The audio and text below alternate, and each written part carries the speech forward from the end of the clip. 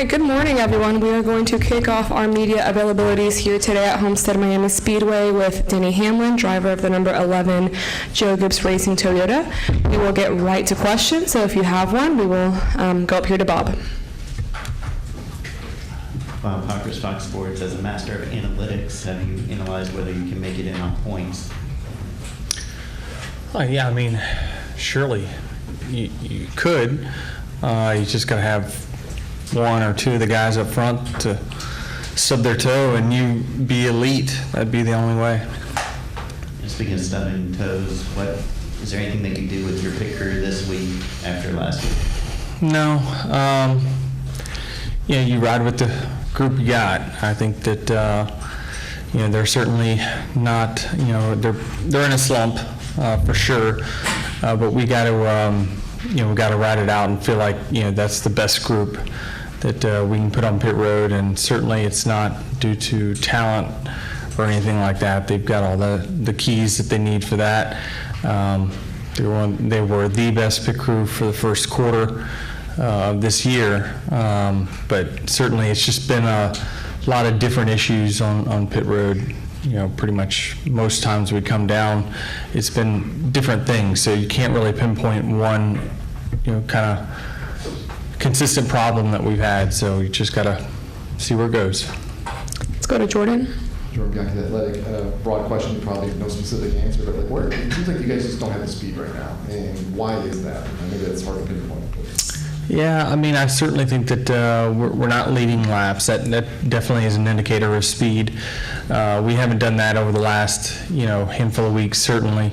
I don't know. It's, again, I think some of it is schedule.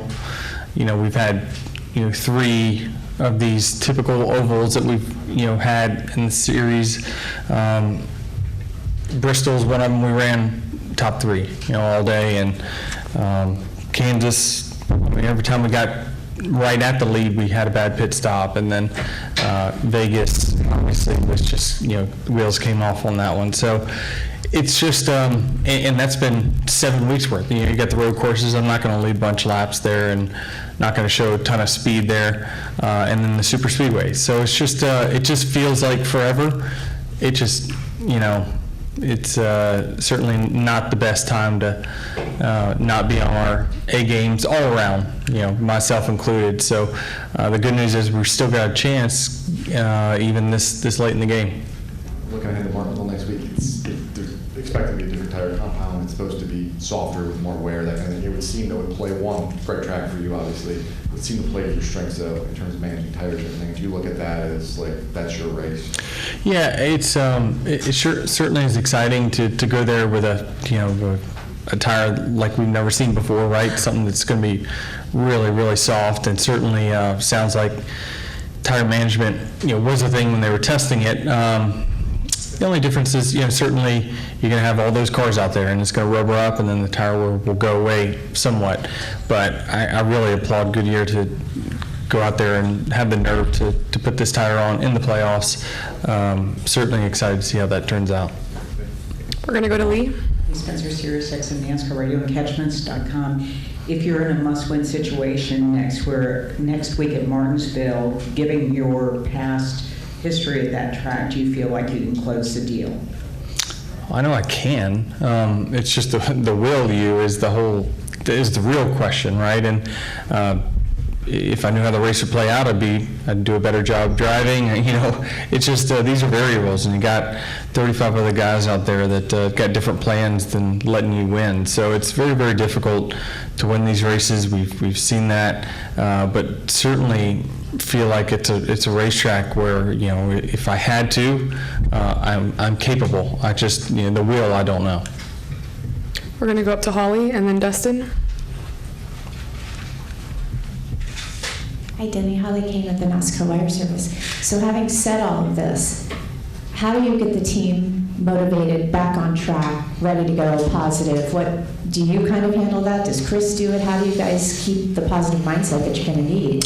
Yeah, I think he does a really good job of that. I think that it's truthfully amazing, as bad as the playoffs has gone for us, that we're in the situation we are with 3 to go, truthfully. It just shows that, in this system, you always got a chance until that last cutoff race is over with. And so it doesn't matter how far back you are in points, you just got to find a way to win. And sometimes you can run 10th and win that day. Christopher Bell, it was, I remember lapping him earlier in this race last year, and then he comes back and wins the race. So anything can happen, and certainly you never out of it until they throw the checkered. But Chris does a really good job of pumping the team up, keeping them motivated, and getting the best out of them. And certainly, we all go through these swells where we're not performing our best, and certainly the timing is not ideal right now. But every week is a new week with them and me, and so certainly I feel optimistic going into this one that we've done the work in the week to get better, and we're all going to hopefully perform our best. Dustin. Dustin Long, NBC Sports. What do you have to do differently? That's a broad question. Can you narrow it down? What do you feel? There's a lot of things I'd like to change. Where would you start? Great question. She said, where do I start? I don't know. I think it starts half hour from now. I mean, I think you treat each individual session and qualifying session and practice session and race, just each of them individually. And I think that this sport, momentum is very overrated when it comes to this sport. I think it's very week to week, in my opinion. We got to perform like we know we're capable of, and we just haven't shown that in quite some time. So where do I start? I make sure that no matter what, I'm giving the team the information they need. I make sure no matter what, I'm putting in the work during the week to get better. I make sure that I execute on the racetrack and give the team a better opportunity to succeed. There's lots of things in my bucket of improvements that I need to get out. And what if you talk to Tyler this week? Obviously, Tyler's known for his aggressiveness, and look, these cars, and this, to be successful, you have to be to a certain level, no doubt about that. How do you talk to him, or what did you talk to him about how he has to approach things now, and what happened in last week and moving forward? Yeah, I certainly, we had those discussions, and certainly feel like, it's a very fine line with Tyler, just simply because, his aggressiveness is what makes him so fast. But sometimes it doesn't get you to the finish.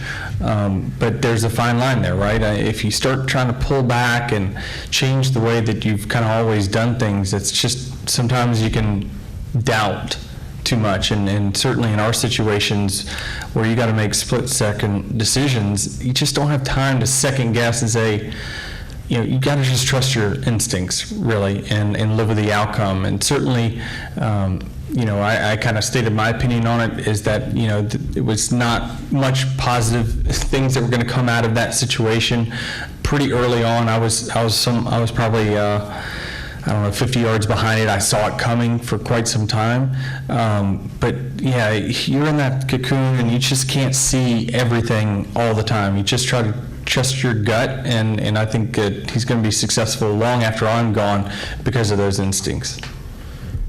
All right, we're going to go to Davey. He's got one more. Is because of that, you look at this sport now, and it's hard to really build momentum or build a long streak of success. I remember a few years ago, Byron had like 11 straight top 10s early in the season. Right now, I think, other than Roddy Kevin's a stretch of 7 earlier this year, nobody's had more than 5. We look at a guy like Larson, who is so fast, but doesn't have that consistency. Reddick, Ryan's in the back of the room's had a bunch of top 10s, but he's been wrecked out of a bunch of races.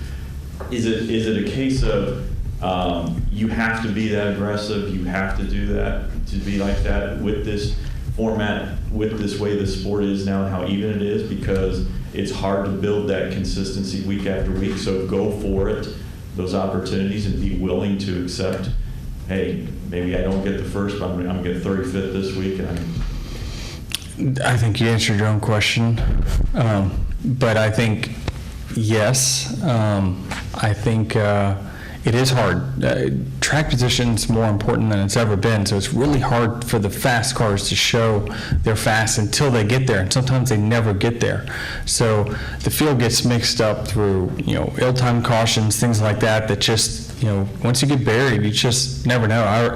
Last week at Vegas, there was, I was running 15th at the time, and there's Ty and the 5 racing for the lucky dog, and they couldn't go anywhere. I mean, it was just log jammed. And so I think it really just puts more of an emphasis on execution of the race and making sure you don't make any mistakes to lose track position now more today than ever. And so that's why it's hard for that to happen week after week after week, especially with the different variation of racetracks. So I just think it's the product of the next gen, that it's going to be, somewhat survival in the sense of just, don't take yourself out. And certainly we haven't done a very good job of that, although you would argue that we've gotten away with some finishes that we probably didn't deserve on certain days. So it's very difficult. I mean, all the cars are even. The drivers drive like each other now. It's all just really hard to make passes, and so you certainly need that aggression to separate yourself from the others. thank you. All right, that is all the time we have, so thanks for the time.